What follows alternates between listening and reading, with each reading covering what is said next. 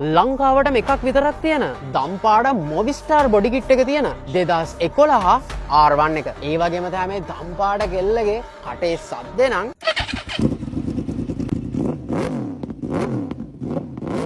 ඉතින් කෙලින්ම අපි මේ බයික් එකේ බොඩි එක පැත්තට ආවොත් මේ බයික් එක ලංකාවටම එකක් විතරක් වෙන්න හේතුවත් මෙන්න මේ බොඩි කිට් එක තමයි. ඉතින් ඔයාලට පේනවා මේ බයික් එකේ ෆුල් බොඩි කිට් එකම මොවිස්ටාර් දම්පාඩ බොඩි කිට් එකක් තමයි එන්නේ. ඉතින් ඒක තමයි මේක ලංකාවටම එකම බයික් එක වෙන්න හේතුව. ඉතින් අපි මේ බයික් එකේ ආෆ්ටර් මාකට් පාර්ට්ස් වලට ආවොත් ඔයාලට මේන්ලි බලා ගන්න පුළුවන් මේ බයික් එකේ තියෙන්නේ මං ආසම සහ පට්ටම ලවුඩ් SC ප්‍රොජෙක්ට් එක්සොස් සිස්ටම් එකක්. මම පට්ටම ලවුඩ් කිව්වේ ඇයි කියලා ඔයාලට වීඩියෝ එක මුලදිම තේරෙන්නේ නැතිනේ. ඉතින් ආෆ්ටර් මාකට් පාර්ට්ස් ගැන කතා කරද්දී තාම ඉවර නැහැ. තාම මේන්ලිම මේකේ ආෆ්ටර් මාකට් පාර්ට් එකක් විදිහට මේකේ ක්වික් ෂිෆ්ටර්ස් නුත් බලා ගන්න පුළුවන්. ඔයාලට ක්ලච් ලිවර්ස් සහ බ්‍රේක් ලිවර්ස් උත් ආෆ්ටර් මාකට් පාර්ට්ස් බලා ගන්න පුළුවන් වගේම තමයි. ඔයාලට මේකේ හැන්ඩල් ග්‍රිප්ස් නුත් ආෆ්ටර් මාකට් පාර්ට්ස් බලා ගන්න පුළුවන්. ඒ විතරක් නෙමෙයි මෙන්න මේ විදිහ ආෆ්ටර් මාකට් වයිසර් එකකුත් තියෙනවා. ඉතින් ඔහොම අපි මේ බයික් එකේ පිටිපස්සට ආවොත් ඔයාලට මේ බයික් එකේ ගෝල්ඩන් කලර් චේන් එකක් වගේම ගෝල්ඩන් කලර් ඇලොයි වීල්ස් නුත් බලා ගන්න පුළුවන්. ඒ වගේම තව දෙයක් කියන්න තියෙනවා. ඔයාලට මේ බයික් එකේ ක්‍රෑෂ් බොබින් එකක් වගේම මේ බයික් එකේ බොඩි කිට් එකේ පොඩි වෙනස්කම් කිහිපයක් කරලා තියෙනවා පේනවා. ඉතින් ඔහොම මේ බයික් එකේ ටයර් කන්ඩිෂන්ස් වලට ආවොත් ඉතින් අපිට මේ බයික් එකේ ෆ්‍රන්ට් ටයර් එක 80ක කන්ඩිෂන් එක බලා ගන්න පුළුවන් වගේම තමයි මේ බයික් එකේ රියර් ටයර් එක අපිට බ්‍රෑන්ඩ් නිව් කන්ඩිෂන් එක